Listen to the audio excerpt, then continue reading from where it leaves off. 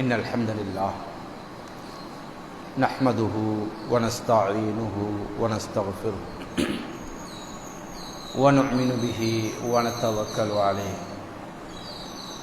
ونعوذ بالله من شرور أنفسنا ومن سيئات أعمالنا من يهده الله فلا مضل له ومن يضلله فلا هادي له أشهد أن لا إله إلا الله وحده لا شريك له وأشهد أن محمدا عبده ورسوله فقد قال الله تعالى في القرآن الكريم أعوذ بالله من الشيطان الرجيم بسم الله الرحمن الرحيم يا أيها الذين آمنوا اتقوا الله حق تقاته ولا تموتن إلا وأنتم مسلمون يا أيها الناس اتقوا ربكم الذي خلقكم من نفس واحدة وخلق منها زوجها وبث منهما رجالا كثيرا ونساء واتقوا الله الذي تساءلون به والأرحام إن الله كان عليكم رقيبا يا أيها الذين آمنوا اتقوا الله وقولوا قولا سديدا يصلح لكم أعمالكم ويغفر لكم ذنوبكم ومن يطع الله ورسوله فقد فاز فوزا عظيما فإن أصدق الحديث كتاب الله وخير الحديث حديث محمد صلى الله عليه وسلم وشر الأمور محدثاتها وكل محدثة بدعة وكل بدعة ضلالة وكل ضلالة في النار وبعد வார்த்தைகளில் சிறந்தது ஏக இறைவனுடைய இறைவேதம் அல் குர்ஆனின் போதனைகள் என்றும் வழிமுறைகளில் சிறந்தது சத்திய மார்க்கத்தை இந்த உலகத்தில் போதிப்பதற்காக வேண்டி இறைவனினால் இறுதியாக அனுப்பப்பட்ட இறை தூதர் நபி முஹம்மது ரசூலுல்லாஹி ஸல்லல்லாஹு அலைஹி வஸல்லம் அவர்கள் காட்டிச் சென்ற வழி நேரான வழி என்றும் இஸ்லாத்தின் பெயரால் மார்க்கத்தினுடைய பெயரினால் வணக்க வழிபாடுகள் இபாதத்துகள் என்று உருவாக்கப்பட்ட கர்மங்கள் எல்லாம் வழிகேடு என்றும் அத்துணை வழிகேடுகளும் உங்களை நரகத்துக்கு இட்டுச் செல்லும் என்று நபிகளார் ஸல்லல்லாஹு அலைஹி வஸல்லம் அவர்கள் இது போன்ற ஜும்ஆ உரைகளின் போதும் ஏனைய மார்க்க விளக்க நிகழ்வுகளின் போதும் மனித சமூகத்துக்கு நினைவூட்டியதை இன்றைய ஜும்ஆவுடைய தினத்தில் நினைவூட்டியவனாக அல்லாஹுடைய தூதர் நபிகள் நாயகம் ஸல்லல்லாஹு அலைஹி வஸல்லம் அவர்களும் எவைகளையெல்லாம் நமக்கு மார்க்கமாக காட்டினார்களோ கற்பித்து தந்தார்களோ அவைகளை எடுத்து நடக்குமாறும் எவைகளை விட்டு விலகி ஒதுங்கி நடந்து கொள்ளுமாறு எச்சரித்தார்களோ அவைகளை விட்டு விலகி ஒதுங்கி நடந்து கொள்ளுமாறும் முதலாக அடியனுக்கும் அப்பால் அடியார்களுக்கும் வசியத்தும் நசீகத்தும் செய்தவனாக அன்பின் இஸ்லாமிய சகோதரர்களே, அல்லாஹினுடைய நல்லடியார்களே, இது போன்ற பிம்பர் மேடைகளில் சொல்லப்படக்கூடிய விடயங்கள் குர்ஆனிலிருந்தும் ஹதீஸிலிருந்தும் தெளிவாக நமக்கு சொல்லப்படுமேயானால் அவைகளை நமது வாழ்க்கையில் எடுத்து நடப்பதோடு மாத்திரம் விட்டுவிடாமல் இந்த சத்திய கொள்கையை நமது அடுத்த சகோதரர்களுக்கு மெத்தி வைக்க வேண்டும் என்ற கோரிக்கையோடு இன்றைய ஹுத்பா பிரசங்கத்தை ஆரம்பம் செய்கிறேன். அன்பார்ந்த உறவுகளே, அல்லாஹினுடைய நல்லடியார்களே, இன்றைய ஹுத்பாவில் தெரிவு செய்யப்பட்டிருக்கிற தலைப்பு நவீன காலத்தினுடைய ஊடகங்கள், மீடியாக்கள் சமூகத்துக்கு சாதகமா பாதகமா என்ற ஒரு தலைப்பு இன்றைய ஹுத்பாவின் ஊடாக தெரிவு செய்யப்பட்டிருக்கிறது. இந்த தலைப்பை பொறுத்த மட்டில் 3 பகுதிகளாக பிரித்து பேசப்பட வேண்டிய ஒரு தலைப்பாக இருக்கிறது. இந்த ஊடகங்களை பொறுத்த மட்டில் இது உண்மையிலேயே சமூகத்துக்கு சமுதாயத்துக்கு சாதகமானதா அல்லது பாதகமானதா என்ற அந்த கேள்விக்கு விடையை தேடுகிற நாம்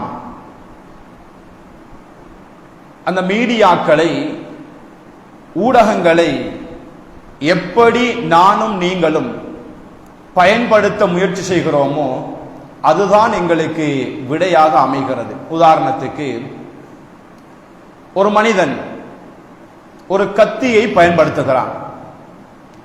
இந்த கத்தி மனிதனுக்கு தீங்கு விளைவிக்குமா அல்லது சாதகமாக இருக்குமா என்று கேட்டால் இரண்டையும் செய்யும். கத்தியை நம்ம அடுத்தவனுக்கு உயிரை ஆபத்து ஏற்படுத்தக்கூடிய அளவில் அடுத்தவனை குத்தலாம், வெட்டலாம், கொலை செய்யலாம்.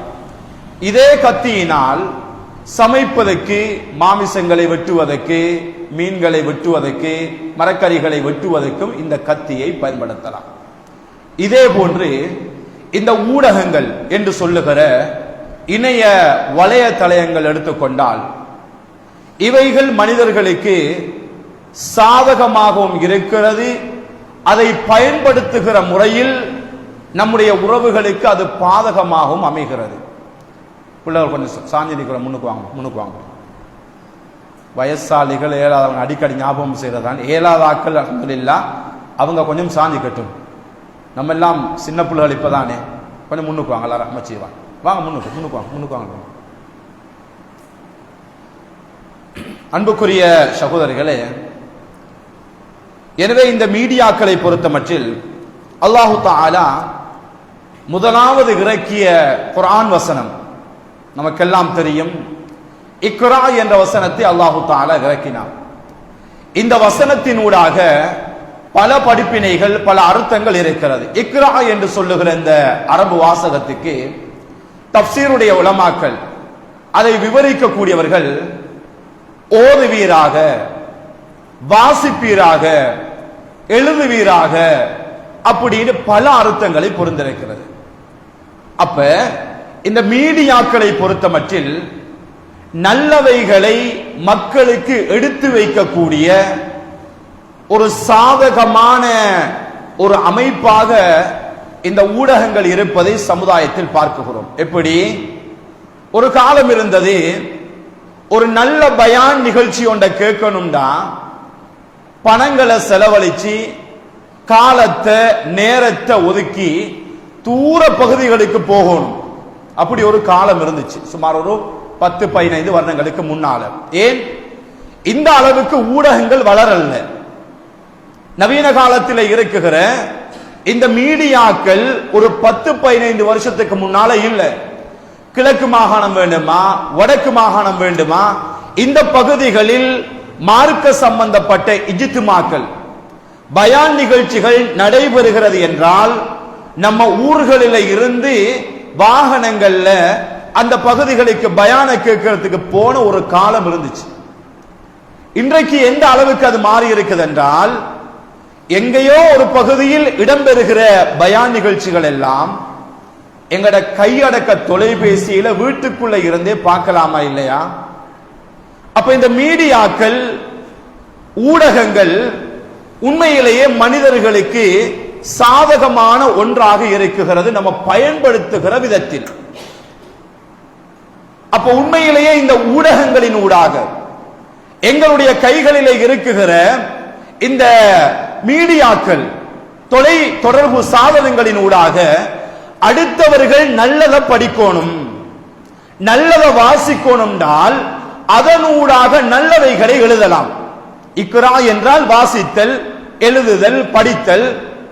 அப்ப இதனுடைய ஒரு செயல்பாட்டை நானும் நீங்களும் செய்ய வேண்டும் என்றால் மனிதர்கள் நல்லதை படிச்சு கொள்ளணும். யாரெல்லாம் இந்த மீடியாக்களை, ஊடகங்களை பயன்படுத்துகிறார்களோ அவர்கள் எண்ணினூடாக ஒரு நல்ல செய்தியை நாளும் தோறும் படித்துக் கொள்ளலாம். ஒவ்வொரு நாளும் ஒரு நபிமொழியை எங்களுடைய இணையதளத்தினூடாக பகிரலாமா இல்லையா? எங்களுடைய ஸ்டேட்டஸின் ஊடாக அல்லது பேஸ்புக்கின் ஊடாக, முகநூலின் ஊடாக, இப்படி எதுவெல்லாம் அதாவது தற்காலத்தில் ஊடகத்தில் அதாவது நவீன கால தொலைத்தொடர்பு சாதனங்கள் இருக்கிறதோ அதனூடாக நல்ல தவாக்களை செய்யலாம், நல்ல பயான் நிகழ்ச்சிகளை தயார் பண்ணலாம், நல்ல குர்ஆன் சுன்னாவுடைய போதனைகளை மக்களுக்கு எடுத்துரைக்கலாம். அதனால சொன்னார்கள் ஸல்லல்லாஹு அலைஹி வஸல்லம் அவர்கள், பல்லிகு அன்னி வலவு ஆயா, என்ன பத்தி நீங்க ஒரு செய்தி தான் உங்களுக்கு தெரியும், ஒரு விஷயம் தான் நீங்க படிச்சிருக்கிறீங்கன்னா அதை மக்களுக்கு எத்தி வையுங்கள். இப்ப எத்தி வைக்கிறதுக்கு சமகாலத்தில் ஒரு அழகான சந்தர்ப்பம் இந்த மீடியாக்கள். நான் ஒரு ஹதீஸ படிச்சிருக்கிறேன், நான் ஒரு குர்ஆன் வசனத்தை விளங்கி இருக்கிறேன். இந்த குர்ஆன் வசனத்தை எங்கட கையில இருக்கிற இந்த தொலைத்தொடர்பு சாதனத்தினூடாக, இந்த தொலைபேசியினூடாக மக்களுக்கு எத்தி வைக்கலாமா? இயலாதா? கண்டிப்பாக முடியும். அன்பார்ந்த உறவுகளே, எனவே இப்படி நானும் நீங்களும் அந்த ஊடகத்துறையை, மீடியாக்களை நல்ல முறையில் பயன்படுத்தினால் சமுதாயமும் சமூகத்தில் உள்ளவர்களும் சிறியவர்களும் பெரியவர்களும் ஆண்களும் பெண்களும் என்று அனைவரும் இதனூடாக பயன்பாட்டை அடைந்து கொள்வார்கள்.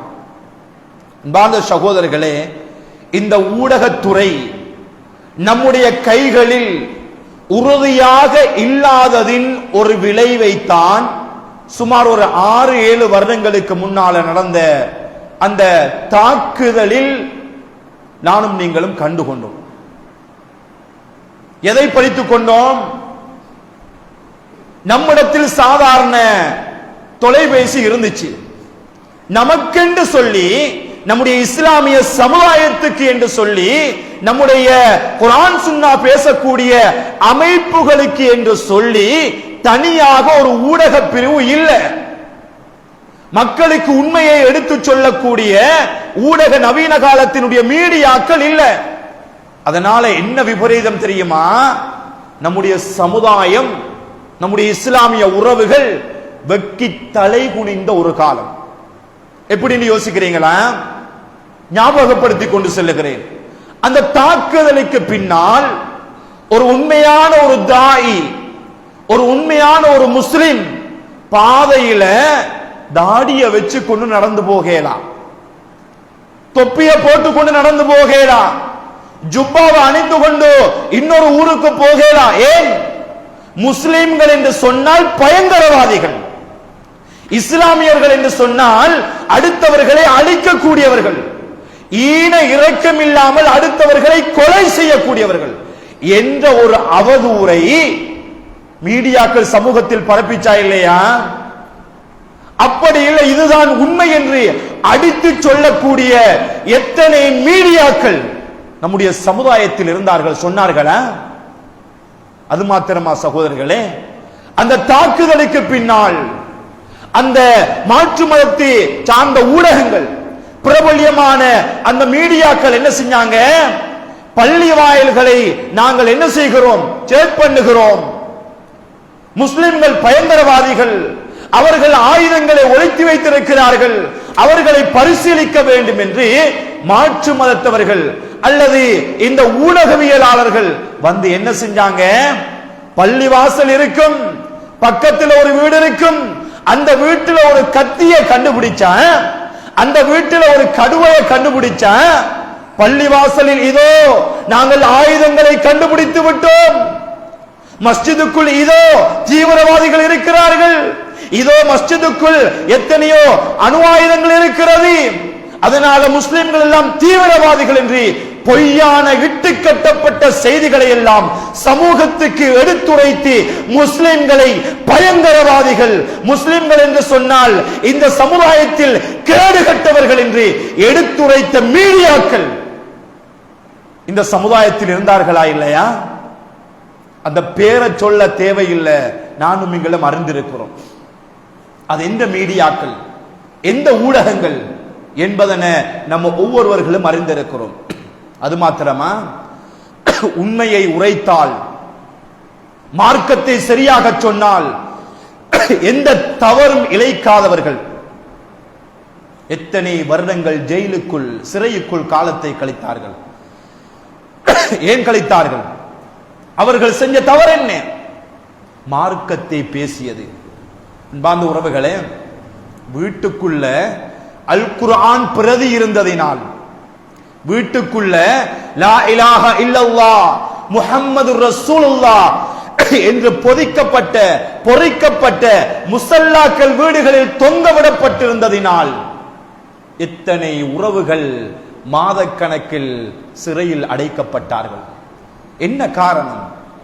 அவைகள் இருந்தால், அரபு எழுத்துக்கள் பொறிக்கப்பட்ட புத்தகங்கள் இருந்தால், குர்ஆன்கள் இருந்தால், இவர்கள் தீவிரவாதிகள் என்று அந்த மீடியாக்கள், ஊடகங்கள் சமூகத்துக்கு பொய்யை எடுத்துச் சொல்லி முஸ்லிம்களை பயங்கரவாதிகளாக காட்டினார்களா இல்லையா? அன்பார்ந்த உறவுகளே, இது தவறு. அப்படி இல்லை என்று நிரூபிக்கக்கூடிய இஸ்லாமிய ஊடகங்கள் எத்தனை எத்தனை இருந்தது. எத்தனை மீடியாக்கள் முன் வந்து அவைகள் எல்லாம் உண்மைக்கு புறம்பானது, உண்மை இதுதான் என்று எடுத்து உடைத்து சொல்லக்கூடிய ஊடகங்கள் எத்தனை இருந்தது சகோதரர்களே, அன்பார்ந்த உறவுகளே, அல்லாஹ்வினுடைய நல்லடியார்களே. எனவேதான் முஸ்லிம்களுக்கு மத்தியில் தனிப்பட்ட ஊடகங்கள், இப்பொழுது மீடியாக்கள் ஓரிரண்டு வளர்ந்து வந்தாலும் அன்றைய காலகட்டத்தில் இந்த மீடியாக்கள் முஸ்லிம்களுக்காக வேண்டிய குரல் கொடுக்கக்கூடியவர்கள். முஸ்லிம்கள் பயங்கரவாதிகள் அல்ல, முஸ்லிம்கள் தீவிரவாதிகள் அல்ல, முஸ்லிம்கள் தவறு செய்யக்கூடியவர்கள் அல்ல என்று சொல்லக்கூடிய அளவுக்கு மீடியாக்கள் இருக்கல்ல சகோதரர்களே. அன்பான உறவுகளே, அல்லாஹ்வினுடைய நல்லடியார்களே, அது மாத்திரமா இந்த மீடியாக்கள் ஊடகத்துறையின் ஊடாக சமுதாயத்தில் சமூகத்துக்கு சாதகமா பாதகமா என்று கேட்டால் சாதகமானவைகள் ஏராளம் இன்னும் இருக்கிறது. அல்லாஹ்வுடைய தூதர் ஸல்லல்லாஹு அலைஹி வஸல்லம் அவர்கள் சொன்னார்கள், மன் தல்ல அலா கைரின் ஃபலஹு மித்லு அஜ்ரின் ஃபாயிலிஹி. முஸ்லிம் என்று சொல்லுகிற ஹதீஸ் கிரந்தத்தில் அல்லாஹ்வுடைய தூதர் ஸல்லல்லாஹு அலைஹி வஸல்லம் அவர்கள் சொன்ன செய்தி பதிவாகி இருக்கிறது. யார் ஒரு நல்ல செய்தியை, கைரின் மன் தல்ல அலைய கைரின், ஒரு நல்ல செய்தியை சமுதாயத்துக்கு எடுத்து சொல்லுகிறார்களோ, ஃபலஹு மித்லு அஜ்ரின் ஃபாயிலிஹி, அதை கேட்டு ஒருத்தர் செயல்படுத்துவார் என்று சொன்னால் அவருக்கு கிடைக்கிற கூலிய போல இவருக்கும் கிடைக்குமா? யாருக்கு?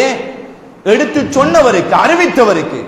அன்பாதவர்களே, அப்படி என்று சொன்னால் இந்த மீடியாக்களின் ஊடாக, இந்த ஊடகத்துறையின் ஊடாக நல்லதை நம்ம எடுத்து சொல்லுகிறோம், நல்ல போதனைகளை எடுத்து சொல்லுகிறோம், உண்மையை எடுத்து சொல்லுகிறோம். அதை தூர பகுதியில் இருந்து ஒருத்தர் பார்க்கிறாரு, படிக்கிறாரு, அவர் அதை செயல்படுத்துறாரு. நம்முடைய நாட்டில் அல்ல, இன்றைக்கு ஊடகங்கள் வளர்ந்ததற்கு பின்னால் ஒவ்வொரு ஜும்ஆக்களும் அதாவது நேரடியாக ஒளிபரப்பு செய்யப்படுகிற நேரத்தில் இந்த தகவல்கள் எட்டாத எத்தனையோ கிராமங்கள் நம்முடைய நாட்டில் இன்னும் இருக்கிறது, வளராத ஊர்கள். எத்தனையோ வெளிநாடுகள், ஜும்ஆக்கள் கூட இடம்பெறாத ஊர்கள் எல்லாம் வெளிநாடுகளில் இன்னும் இருக்கிறது. 40-50 கிலோமீட்டர் தள்ளி போய்தான் ஜும்மா தொழுகை நிறைவேற்றணும் என்ற பகுதி வெளிநாடுகளில், கொரியா போன்ற நாடுகளில் இன்னும் இருக்கிறது. சென்றவர்கள் சொல்லுவார்கள், மௌலவி தொழக்கூடிய வசதி இல்லை, ஜும்மாவுக்கு வேண்டும் என்றால் நம்ம ஒரு 50 கிலோமீட்டர் தள்ளித்தான் போய் ஜும்மா தொழுகையில கலந்து கொள்ளணும். அப்படி என்று சொன்னால் இந்த மீடியாக்களின் ஊடாக நம்ம ஒரு நல்ல செயலை செய்கிறோம், நல்ல செய்தியை எத்தி வைக்கிறோம், அது அவர்களுடைய காதுகளுக்கு எட்டுமாயிட்டாதான் என்று கேட்டால் தாராளமாக அவர்களுக்கு சென்றடைகிறது. என்றால் யாரெல்லாம் அதுக்கு காரணகர்த்தாவாக இருக்கிறார்களோ, யாரெல்லாம் அந்த நல்ல செய்தியை எடுத்துரைக்க உதவி செய்கிறார்களோ, அவர்கள் அதை பார்த்துட்டு செய்கிற அமல்களின் ஊடாக கிடைக்கிற நன்மை நமக்கும் கிடைக்கும் என்றுதான் அல்லாஹ்வுடைய தூதர் ஸல்லல்லாஹு அலைஹி வஸல்லம் அவர்கள் இந்த செய்தியில சொல்லி காட்டுகிறாங்க. அன்பார்ந்த உறவுகளே, அல்லாஹ்வினுடைய நல்லடியார்களே, அது மாத்திரமா? அடுத்த கட்டம், இந்த மீடியாக்களின் ஊடாக சாதகமானவைகள் இன்னும் ஏராளமாக இருக்கிறது. நான் ஆரம்பத்தில் சொன்னதை போல 3 பகுதியாக பிரிக்கணும். ஒவ்வொரு பகுதியும் தனிப்பட்ட தலைப்பில் பேச வேண்டி இருந்தாலும் குத்துபாவினுடைய நேரம் இடம் கொடுக்காது. இரண்டாவது பகுதி சாதகமாக இருப்பதை போன்று இது பாதகமாகவும் இருக்கிறது. இன்றைக்கு பார்க்கிறோம், நல்லதை செய்கிறோம், முகநூலின் ஊடாக, பேஸ்புக்கின் ஊடாக, வாட்ஸ்அப்பின் ஊடாக நம்ம ஏதோ ஒரு நல்லதை பார்க்கறதுக்கு அப்படியே தட்டிட்டு போறோம். நஊது பில்லாஹ், பார்க்க கூடாதவைகள் எல்லாம் அதுல வருகிறதா இல்லையா? இதை யார் போடுறாங்க, இதை யார் ஷேர் பண்றாங்கன்னு பார்த்தா மாற்று மதத்தவர்கள், இஸ்லாம் அவங்கள்ட்ட இல்ல, இது சம்பந்தமான தெளிவு இல்ல. நம்முடைய வாலிபர்கள் என்ன செய்யறாங்க, நான் கொஞ்சம் சமூகத்தில் ஈடுபடணும், நான் ஒரு சமுதாயத்தில இந்த ஊர் வாலிபன் இப்படி இதை போட்டு இருக்கிறான் அப்படின்னு பேசப்படணும் என்பதற்காக வேண்டி என்னென்னவோ எல்லாம் சேரும். அன்பார்ந்த உறவுகளை, எந்த அளவுக்கு என்று சொன்னால், யாருடைய ஏதாவது புகைப்படம் கிடைத்து விட்டால், ஒரு போட்டோ கிடைத்து விட்டால், அந்த போட்டோக்கு இன்னும் ஒரு யுவதியுடைய உடம்பை ஜாயின் பண்ணி அந்த நேரத்தில் 2 தலைகளையும் மாற்றி ஒரு ஜோடியாக காதலர்களாக மாற்றி சமூகத்துக்கு எடுத்து வைக்குகிற தீய பழக்கமும் இந்த மீடியாக்களின் ஊடாக, சமூக வலைதளங்களின் ஊடாக இன்றைக்கு இடம்பெற்றுக் கொண்டிருக்கிறது. அன்பார்ந்த சகோதரர்களே, அல்லாஹ்வினுடைய நல்லடியார்களே, அது மாத்திரமா? நல்லதுக்கு பயன்படுத்துவதை போல இந்த முகநூலை, இந்த ஊடகத்துறையை தீயவைகளுக்கும் பயன்படுத்துகிறோம். நல்லதை எழுதுற மாதிரி ஊருக்குள்ள யாராவது ஒருவன் நல்லவனாக வாழ்ந்து கொண்டிருந்தான், அவனை பத்தி தீயதாக எழுதி போடுறது. ஒரு பள்ளி வாசல்ல ஏகத்துவ பிரச்சாரம் செய்யப்படுகிறதா, அந்த ஊரை பத்தி, அந்த பள்ளியை பத்தி இல்லாத பொல்லாத எல்லாத்தையும் எழுதி, இவங்கண்ட இப்படித்தான், இந்த சமுதாயம் இப்படித்தான், இவங்கெல்லாம் தீவிர போக்குத்தான், இவர்கள் எல்லாம் பயங்கரவாதிகள் தான் அப்படின்னு எழுதுபவர்களை தேடி பார்த்தா மாற்று மதத்தவர்கள் அல்ல, நம்முடைய இஸ்லாமிய உறவுகள் என்று சொல்லுகிற நேரத்தில் வெக்கி தலைகுனிய வேண்டிய ஒரு அவல நிலைக்கு ஆளாக்கப்பட்டிருக்கிறோம். அல்லாஹ்வுடைய தூதர் ஸல்லல்லாஹு அலைஹி வஸல்லம் அவர்கள் சொன்னார்கள், புகாரியில பதிவாக இருக்கக்கூடிய ஒரு ஹதீஸ், மன் சதர முஸ்லிமன் சதரஹுல்லாஹு யௌமல் கியாமா, யார் இந்த உலகத்தில் ஒரு முஸ்லிமினுடைய குறையை மறைக்குகிறாரோ, முஸ்லிமுடைய ஒரு குறையை மறைக்குகிறார்களோ, சதரஹுல்லாஹு யௌமல் கியாமா, நாளை மறுமையில் அல்லாஹ் அவனுடைய தவறுகளையும் குறையையும் மறைப்பான் என்று சொன்னார்கள் ஸல்லல்லாஹு அலைஹி வஸல்லம். இன்னைக்கு மனிதன் என்ற அடிப்படையில் ஏதாவது ஒரு தவறை செய்ய இயலாது. அல்லாஹ்வுடைய தூதர் ஸல்லல்லாஹு அலைஹி வஸல்லம் அவர்கள், நமக்கெல்லாம் தெரிஞ்ச சம்பவம் தான். மாஇஸ் இப்னு மாலிக் என்று சொல்லுகிற நபித்தோழர் விபச்சாரத்தை செஞ்சிட்டு அல்லாஹ்வுடைய தூதர் இடத்துல வந்து, யா ரசூலல்லாஹ் தஹிர்னி, என்னை சுத்தப்படுத்துங்க யா ரசூலல்லாஹ், உனக்கு என்ன நேர்ந்துச்சு, நீ திரும்பி போன்ற ரசூல் அனுப்பினாங்க, என்ன காரணம்? அன்றைய கால சஹாபாக்கள் அதை விமர்சிச்சு மக்களுக்கு மத்தியில சந்தியில பொந்தல் எல்லாம் சொல்லல. ஒருத்தர் தவறு செய்தால் அவர் அதை ஒத்துக்கொள்ளணும், அல்லது சாட்சிகள் ஒருத்தர் கண்டு நிரூபிக்க இயலாது, அல்ல 4 சாட்சிகள் வேண்டும். அன்பார்ந்த உறவுகளே, என்ன சொல்ல வருகிறேன் என்றால், மனிதன் என்ற அடிப்படையில் ஏதாவது ஒரு யுவதி, ஒரு வாலிபன் ஒரு தவற செஞ்சிட்டா ஊருக்கு தெரிய முன்னாடி அடுத்த நாள் காலையில உலகமே பார்த்து வியந்து விடுகிறது. காரணம் என்ன? அவர் செய்த தவறை அதை போட்டோ எடுத்து சமூக அதாவது மீடியாக்களில், வலைத்தளங்களில் எல்லாம் பதிவிடுகிற ஒரு அவல நிலையை பார்க்கிறோம். நல்லதை செய்தால் இந்த முகநூலின் ஊடாக அல்லது மீடியாக்களின் ஊடாக நல்லதுக்கு இந்த கரத்தை பாவித்தால் நாளை மறுமையில நன்மை கிடைக்கும். இல்லை என்றால் நாளை மறுமையில நம்முடைய கரங்கள் பேசும்.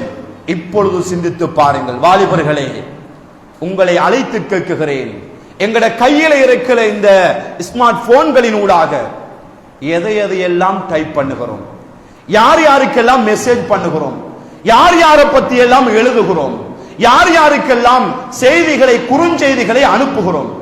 இந்த செய்திகள், எழுதப்படுகிறவைகள், அனுப்பப்படுகிறவைகள் எல்லாம் மார்க்க சம்பந்தப்பட்டதா அல்லது மார்க்கத்துக்கு முரணானதா?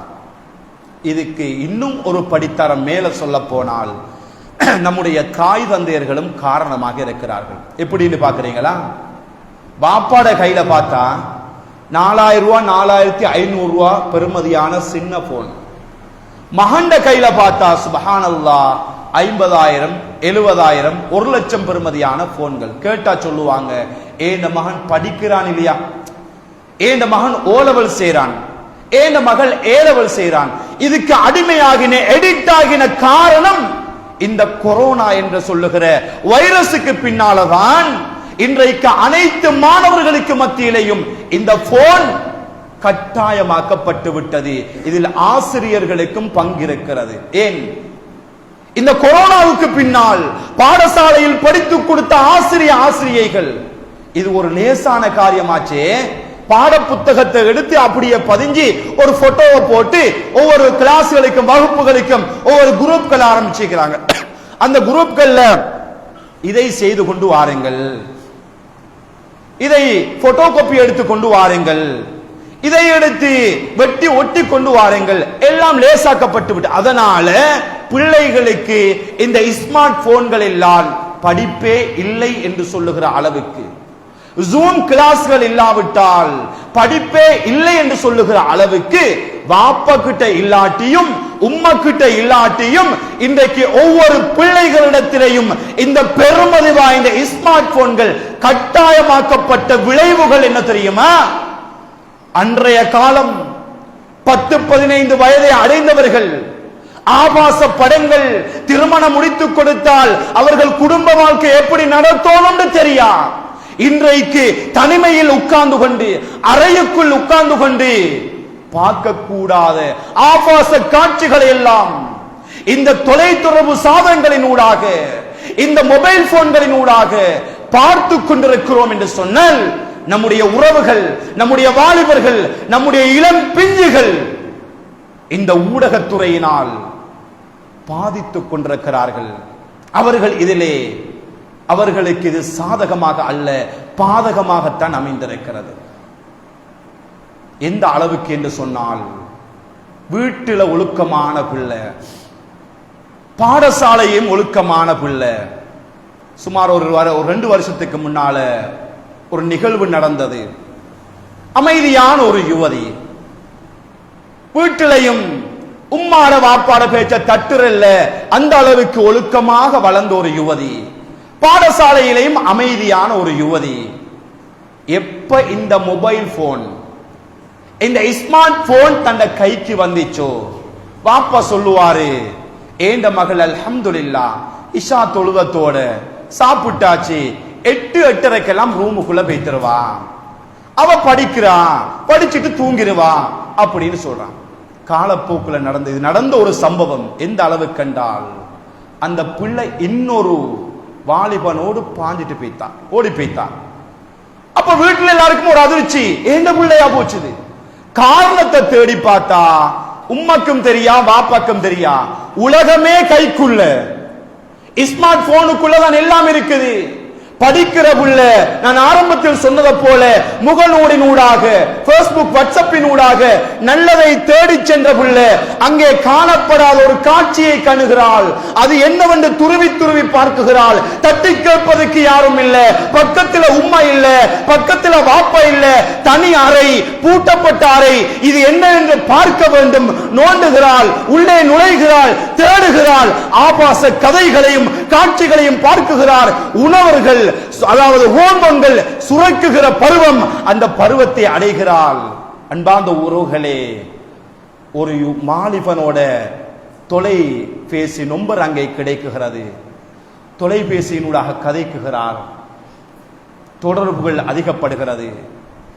அதிகப்படுத்தியதுக்கு பின்னால் ஒரு 4 மாசம் 5 மாசம் குறுகிய காலம், ஹோமோன்கள் சுரக்குகிற பருவம். 15, 16, 17 வயசு என்று சொன்னா நமக்கெல்லாம் தெரியும். ஏதோ ஒரு வித்தியாசமான ஒரு பருவம் தான் அந்த வயசு. என்ன நடக்குகிறது? உம்மாக்கும் தெரியா, வாப்பாக்கும் தெரியா. அவனோடு பேசுகிறாள், பழகுகிறாள். நான் உன்னைத்தான் திருமணம் முடிக்க வேண்டும் என்று முடிவு செய்கிறார். யாருக்குமே தெரியா. தொலைபேசியில் அழைப்பை கொடுக்குகிறார். அந்த வாலிபன் பக்கத்திலே வந்து கதவை திறக்குகிறான். 2 பேருமாக சேர்ந்து ஓடி போகிறார்கள்.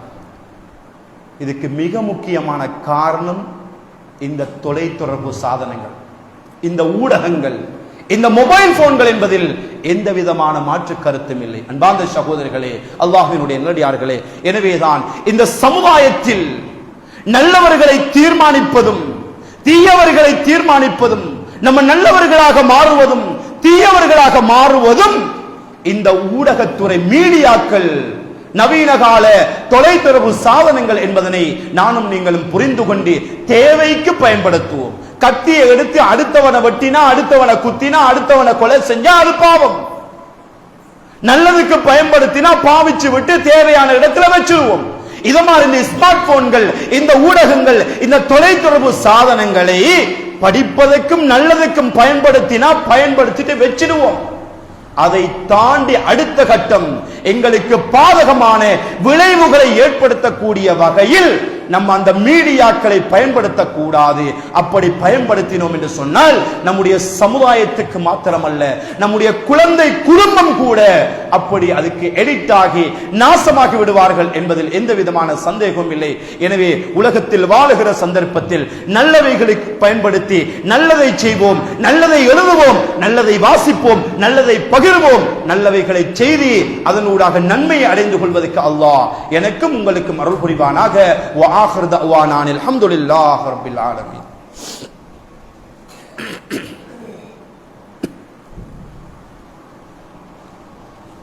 الحمد لله رب العالمين. الصلاة والسلام على أشرف المرسلين وعلى آله وصحبه أجمعين. أما بعد.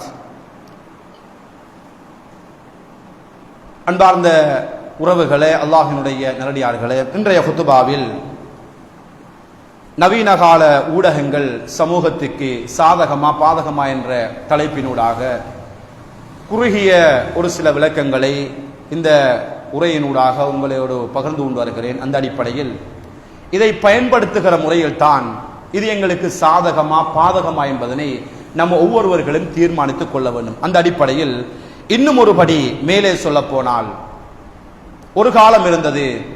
அந்த காலத்தில் ஒருத்தர் ஒரு படத்தை பார்க்கணும்னு சொன்னால் தூர பகுதிகளுக்கு பணத்தை செலவழிச்சு தியேட்டர்களுக்கு போகணும். நம்முடைய ஊரை மையப்படுத்தினா ஒன்று குளியாப்பிட்டி, இல்லாட்டி நாரம்மலை, இல்லாட்டி குர்நேகல், இந்த பகுதிகளுக்கு போய்த்து தான் நம்ம அந்த படத்தை பார்க்கணும். இன்றைக்கு எந்த அளவுக்கு என்றால் தங்களுடைய கையில் இருக்கிற அந்த மொபைல் போன்களினூடாக என்ன படம் வந்திருக்குதோ, எது புதிசாக ரிலீஸ் ஆகி இருக்குதோ எல்லாத்தையும் பார்க்கலாம். படங்கள் வேண்டுமா, பாடல்கள் வேண்டுமா, சினிமாக்கள் வேண்டுமா, சீரியல்கள் வேண்டுமா, எல்லாத்தையும் அறையுக்குள்ள உட்கார்ந்து கொண்டே பார்க்கிறோம். நான் ஒன்றே சொல்லி முடித்துக் கொள்ளுகிறேன். அன்பார்ந்த உறவுகளே, மரணத்தை பயந்து கொள்ளும். இன்றைக்கு சில வாலிபர்களை பார்த்தா இரவையில தூங்கி கொண்டிருப்பாங்க, படம் பார்த்துட்டே இருப்பாங்க, தூங்குருவாங்க, தூங்கினாலும் போன்ல படம் ஓடிக்கொண்டே இருக்கும். இன்னும் சிலர்கள் அல்லாஹ் அருள் செய்தவர்களை தவிர தன்னுடைய காதுகள்ல இயர்போன்களை மாட்டிக்கொண்டு பாட்டை கேட்டுட்டு அப்படியே தூங்கி கொண்டிருப்பாங்க. தூங்கி கொண்டிருக்கிற நேரம் சில நேரம் தூக்கம் வைத்து அந்த மொபைல் போன்ல பாட்டு ஓடிக்கொண்டே இருக்கும். நான் கேட்கிறேன், உங்களுக்கு தூக்கம் போகிற மாதிரி நீங்க படத்தை பார்த்து கொண்டே இருக்கிற நேரம், நீங்க அந்த பாட்டை கேட்டுக்கொண்டே இருக்கிற நேரம் உங்களுக்கு தூக்கம் போகிறத போல அல்லாஹ்வுடைய நாட்டப்படி மௌத்து வந்தால், உடம்பில இருந்து அல்லாஹ் உயிரை கைப்பற்றினால் என்ன நிலைமையாகும்? நான் முடிவு சொல்லல. இப்ப நீங்க ஒவ்வொருவரும் யோசிச்சு பாருங்க. நான் அந்த ஆபாச காட்சியை பார்த்துட்டு இருக்கிறேன், யாரும் என்ன கவனிக்கல. பார்த்து கொண்டிருக்க நேரம் திடீரென்று ஒரு ஹார்ட் வருத்தம், மௌத்து வந்துட்டால் நான் நல்லவனாக மரணிக்கிறேனா கெட்டவனாக மரணிக்கிறேனா? சினிமாவை பார்க்கிறோம், சினிமா பாட்டுகளை கேட்டுக்கொண்டே இருக்கிறேன், அதே நிலைமையில எனக்கு திடுக்கிட்ட மௌத்து வருகிறது. மௌத்து எப்போ வரும் யாருக்கும் சொல்லலாம். மௌத்து வந்தால் நான் குர்ஆன் ஓதிய நிலைமையில மௌத்தாகினா அல்லாஹ் சொர்க்கத்துக்கு அனுப்புவான். தொழுது கொண்டிருக்கிற நேரத்தில் அல்லாஹ்வுடைய தூதர் ஸல்லல்லாஹு அலைஹி வஸல்லம் அவர்கள் சொன்னார்கள், யார் ஒருத்தர் அதாவது விபச்சாரம் செய்து கொண்டிருக்கிற நேரத்தில் அவன் மரணித்தால் வஹுவ முஃமினுன் லா யுஃமினு, அவன் முஃமினாக மாட்டான்.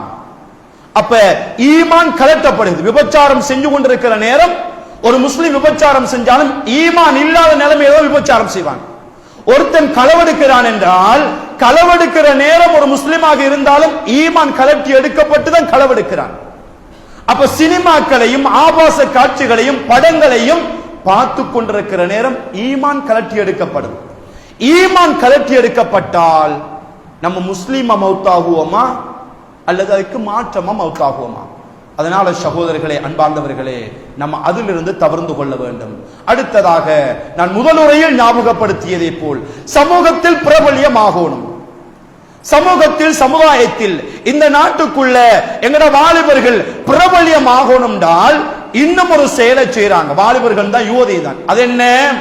டிக்டாக் என்று சொல்லி ஒன்றை சமூக வலைதளங்கள்ல போடுறாங்க. பாருங்க, இந்த சமூக இணையதளங்களினூடாக ஏற்படுகிற பாதிப்பு எந்த அளவுக்கு என்றால், ஒரு பாட்டை போட்டு அந்த பாட்டுக்கு டான்ஸ் ஆடுறாங்க, நடிக்கிறாங்க, நடிச்சு இணைய வலைதளத்தில் அப்படியே பகிரலாகி விட்டுறாங்க. இது வைரல் ஆகி கொண்டிருக்குது. எல்லாரும் பார்த்துட்டு மாஷா அல்லாஹ் சொல்றாங்களா? சொல்றவங்களும் இருக்கிறாங்க. இதுக்கு மாஷா அல்லாஹ் சொல்ல இயலாது. ஒருத்தன் மதுபானம் குடிக்கிறது ஹராம். அந்த மதுபானத்தை தொப்பி அணிந்து கொண்டு பிஸ்மில்லா சொல்லி குடித்தால் அந்த மதுபானம் ஹலாலாகி விடுமா? ஒரு நாளும் ஹலாலாகி விடாது. ஹராம் ஹராம் தான். அன்பார்ந்த உறவுகளே, நீங்கள் நடிக்குகிற அந்த டிக்டாக்கினூடாக இசையோடு அந்த பாடலுக்கு நடனமாகிறீர்கள். அந்த நடனமாடிய அந்த செய்திகளை எல்லாம் ஊடகத்துறையில் அந்த மீடியாக்களில் பயந்து நீங்க சந்தோஷப்படுகிறீங்களா? ஒன்று, நீங்க பாவத்தை சம்பாதிக்கிறீங்க, அடுத்தவன பாவத்துக்கு அழைக்குகிறீர்கள். இதுதான் உண்மை சகோதரர்களே. அன்பார்ந்த உறவுகளே, இந்த நவீன காலத்தில் எந்த அளவுக்கென்றால் யுவதிகள் கூட, நம்முடைய இஸ்லாமிய பெண் பிள்ளைகள் கூட அழகா ஃபர்தாவை போட்டு அபாயாவை போட்டுட்டு அவர்களும் அந்த டிக்டாக்ல நடிக்கிறாங்க. கேட்டா சொல்லுவாங்க, நாங்க இந்த உடம்ப காட்டிட்டா நடிக்கிறோம், நாங்க உடம்ப வெளிக்காட்டிட்டா நடிக்கிறோம், உள்ளான ஆடைகள், உடம்பு மறைக்கக்கூடிய ஆடைகளை தானே போட்டிருக்கிறோம். அன்புக்குரிய சகோதரர்களே, உன்னை பார்த்து எத்தனை மாற்று மதத்தவர்கள் உன்னுடைய உடம்பை பார்த்து, உன்னுடைய நடிப்பை பார்த்து, உன்னுடைய ஆடலை பார்த்து, உன்னுடைய பாடலை பார்த்து, உன்னுடைய உடம்பினுடைய மேடு வெள்ளங்களை பார்த்து ரசிக்குகிறார்களே, இது உனக்கு கேவலமா தெரியல?